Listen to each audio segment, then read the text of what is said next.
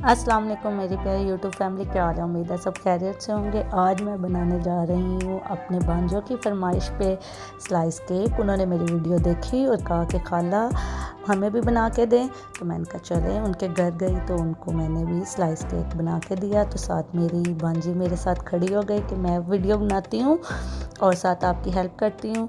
तो चलें जी स्टार्ट करते हैं। इसमें सारी मैंने इंग्रेडिएंट्स जो हैं वो ग्राम की सूरत में लिए हैं। तो कोई मेजरिंग कप में ग्राम्स के हिसाब से मैंने इसमें डाला है 170 ग्राम जो है वो मैदा है, और 5 ग्राम जो है वो बेकिंग पाउडर, और पिंच ही सॉल्ट और पिंच ही बेकिंग सोडा डाला। इनको मैंने छान लिए और अब ब्लेंडर में जो है मैं 3 अंडे डाल रही हूँ। और आज मैं 3 एग्स के हिसाब से ट्राई करने लगी हूँ कि क्या चेंज आता है 2 अंडों के केक में और 3 अंडों के केक में, क्या डिफरेंस होता है। अब मैंने इसमें डाली है 90 ग्राम जो है कैस्टर शुगर, उसको डाल के, और साथ ही मैं ऑयल डाल दूँगी 75 ml 75 ml जो है उसमें मैंने ऑयल डाला है। आप बटर भी यूज़ कर सकते हैं, लेकिन मैं ऑयल यूज़ कर रही हूँ।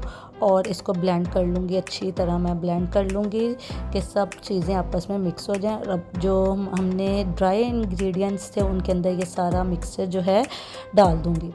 इधर मैं जो ले रही हूँ लेमन, इसको मिक्स करूँगी हल्के हाथों से, और लेमन फ्लेवर का मैं कर रही हूँ तो उसको लेमन फ्लेवर ही डालूँगी। तो आप उसकी जगह पे वनीला एसेंस भी डाल सकते हैं।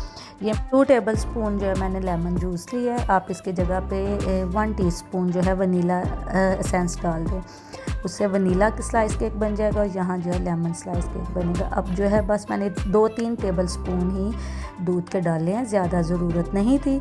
तो मैंने इनको मिक्स करके अच्छी तरह, तो सॉफ्ट हाथों से, और ये स्मूथ पेस्ट बन जाए। तो अब हम इसको एक मोल्ड में रखते हैं, और मोल्ड हमें कोई ज़रूरी नहीं है कि सांचे हों ही तो हम उनको बनाएं। ये जो है मेरे पास एक फॉइल मोल्ड था, मैंने उसी को ग्रीस कर लिया और उसी में सारा मिक्सचर डाल दिया। अब इसको मैं 160 डिग्री पर 25 से 30 मिनट तक मैंने इसको बेक किया है, और बहुत अच्छा रिज़ल्ट आया। बहुत ही मॉइस्ट था, सॉफ्ट था। और मैंने 30-25 मिनट जो है 30 से 25 मिनट नीचे से किया, और 5 मिनट मैंने ऊपर से इसको ओवन किया। और ठंडा होने पे मैंने इसके स्लाइस काट लिए। ये आप देख सकते हैं कि मॉइस्ट भी है और अच्छी तरह बेक भी है।